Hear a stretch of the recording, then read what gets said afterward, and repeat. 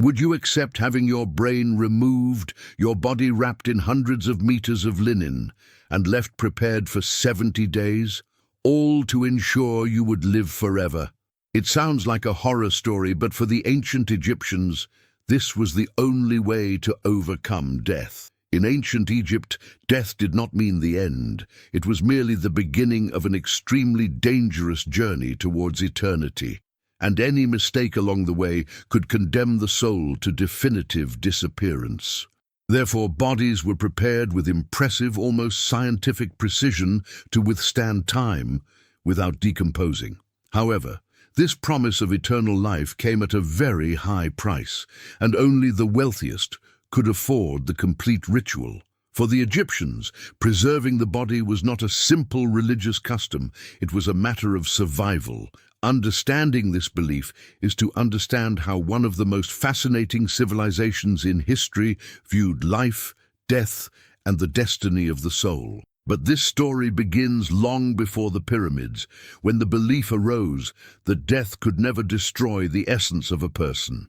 The Egyptians believed that each human being was formed of different spiritual parts. Among them were the vital force that sustained life, and the knot, the personality capable of continuing to exist after death. The problem was that the not one needed to recognize their own body to return to it. If the corpse was destroyed or unrecognizable, this union would never happen. The consequence was terrible. The person would cease to exist forever. That is why preserving the body was so important. It wasn't vanity. It was the only guarantee of achieving eternity. This entire belief stemmed from one of the most important myths of Egyptian religion, the story of the god Osiris. According to legend, his envious brother Seth set a trap during a great banquet. He presented a magnificent coffin and promised to give it to the person who fit perfectly inside. Without suspecting anything, Osiris accepted the challenge. The instant he entered the coffin, the lid was closed. Seth murdered him, dismembered his body, and scattered the pieces throughout Egypt, believing it could never be reconstructed. But he hadn't counted on Isis. Determined to bring her husband back, she traveled the country, gathering each fragment of Osiris's body. Then he carefully wrapped his remains in linen bandages and, through sacred rituals, restored the breath of life to him. According to Egyptian mythology, the first embalming in history was born there. Although Osiris did not return to the world of the living as before, he came to rule the realm of the dead, becoming the great symbol of life after death. Since then, each mummy produced in Egypt represented an attempt to repeat this divine miracle. The priests assumed the role of Anubis, the jackal-headed god, protector of the dead and patron of embalmers. Over the centuries, what began as a religious ritual transformed into a true sacred industry. The mummification process was extremely complex and lasted about 70 days, being carried out in places known as houses of purification. The first stage is impressive even today. Using a long metal hook inserted through the nostrils, the embalmers carefully removed the brain. For the Egyptians, this organ held little importance, as they believed that thoughts, intelligence, and emotions resided in the heart. Therefore, the heart remained intact within the body. According to their belief, it would be weighed before the gods in the final judgment, where it would be determined whether that soul deserved to attain eternal life. Next, the lungs, liver, stomach, and intestines were removed and carefully preserved in 4 canopic jars, each protected by one of the sons of the god Horus, represented by different animal heads.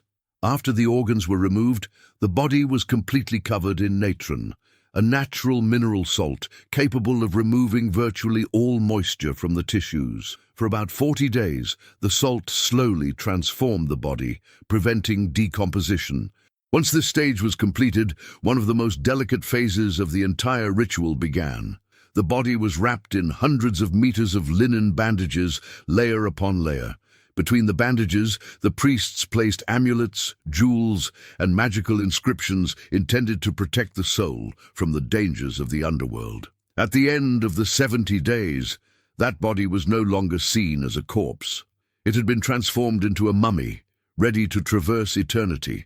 But there was one detail that few could overcome. Eternity came at a price.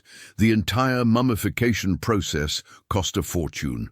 Only pharaohs, members of the royal family, and the Egyptian elite could afford the complete ritual. These privileged individuals received the highest level of preparation: meticulous embalming, luxurious funerary masks, jewelry, amulets, and monumental tombs decorated with gold and inscriptions intended to protect them for eternity. Meanwhile, the reality for most of the population was completely different. Peasants and ordinary workers were buried in simple graves, often directly in the hot desert sand, and it was precisely there that one of the greatest ironies in Egyptian history occurred.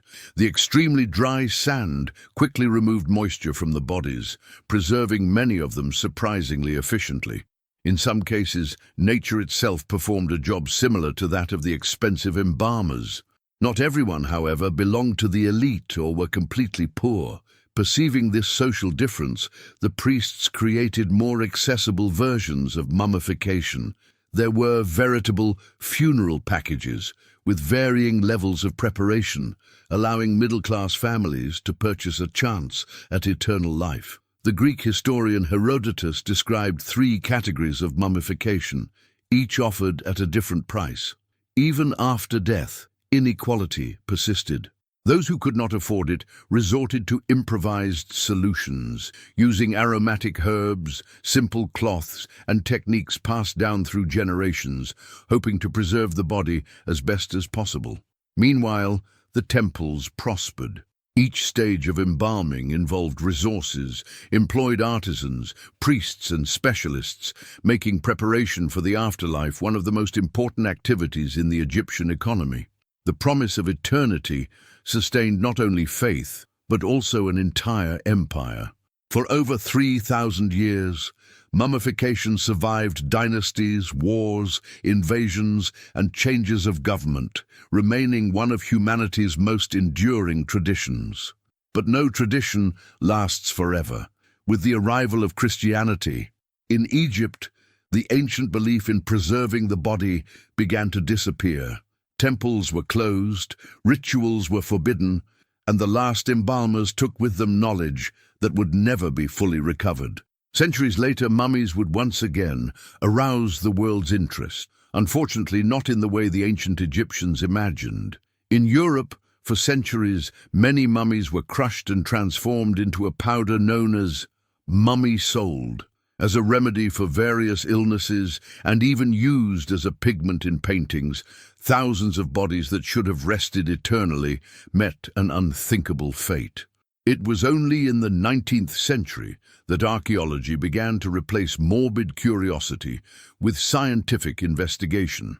Today, technologies such as computed tomography scans and high-resolution scans allow us to explore the interior of mummies without even removing a single strip of linen. Each discovery reveals impressive details about diseases, diet, customs, and embalming techniques that remained hidden for thousands of years. And even after more than 4 millennia, each mummy still seems to ask humanity the same question. What does it truly mean to continue existing after the body stops breathing? The ancient Egyptians may never have found that answer, but they achieved something equally extraordinary. They transformed their quest for eternal life into one of history's greatest mysteries, an enigma that continues to fascinate millions of people to this day. And now I want to know your opinion. Do you believe there is any form of life after death?